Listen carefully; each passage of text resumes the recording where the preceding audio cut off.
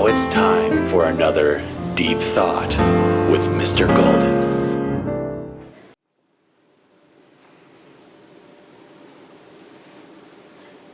You know, I've been told I look pretty good in a mask.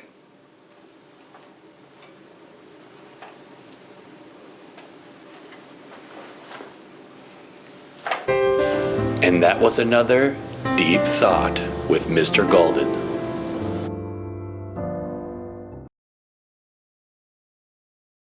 The Harvard Law School class of 1956 had 500 students. Only 9 of them were women, and only one of them was Ruth Bader Ginsburg. One evening, law school dean Erwin Griswold hosted a dinner for the women. At the end of the meal, he asked them all to justify how they had taken a spot away from a man. Ginsburg answered that her husband was a law student and that a wife should understand her husband's work.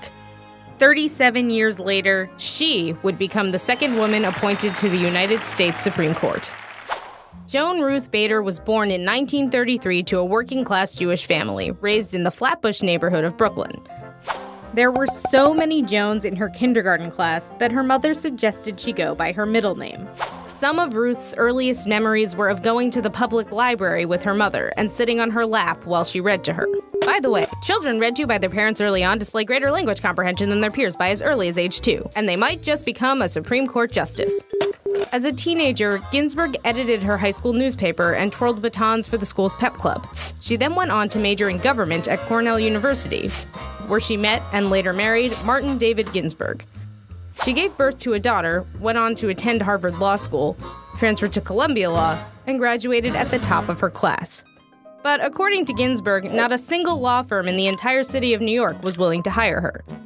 In the early 1960s, law firms only hired women as secretaries. But after some advocacy from one of her law professors, Ginsburg was hired to clerk for Judge Edmund L. Palmieri. She then joined the Columbia Project on International Civil Procedure and went on to teach at Rutgers and Columbia, where she became the first tenured female faculty member in the school's history. She became heavily involved in women's rights, directing the women's rights projects of the American Civil Liberties Union during the 1970s and arguing several landmark gender discrimination cases in front of the U.S. Supreme Court. On June 14, 1993, RBG was nominated by President Clinton to be an Associate Justice of the United States Supreme Court and was confirmed less than 2 months later.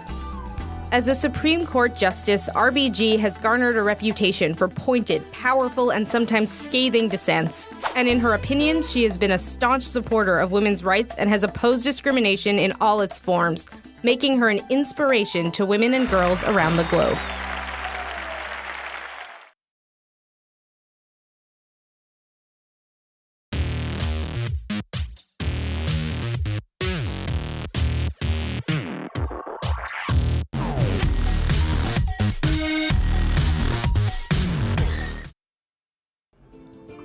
Attention all 7th and 8th grade softball players. There will be a parent and player meeting at the high school on Sunday, March 7th from 6 to 7 p.m.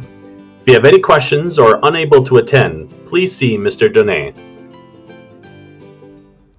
Any 7th and 8th grade boys interested in playing tennis this spring with the JV or varsity team, there's a preseason informational meeting held on March 7th at 6 p.m. This is over Google Meet. You can find the link on the RMS announcement slideshow.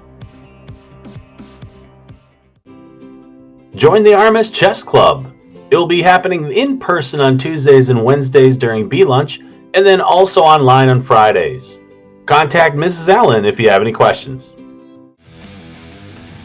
The next book club meeting is this Friday, March 5th at 1 p.m. You'll find the link on Schoology to get on the Google Meet.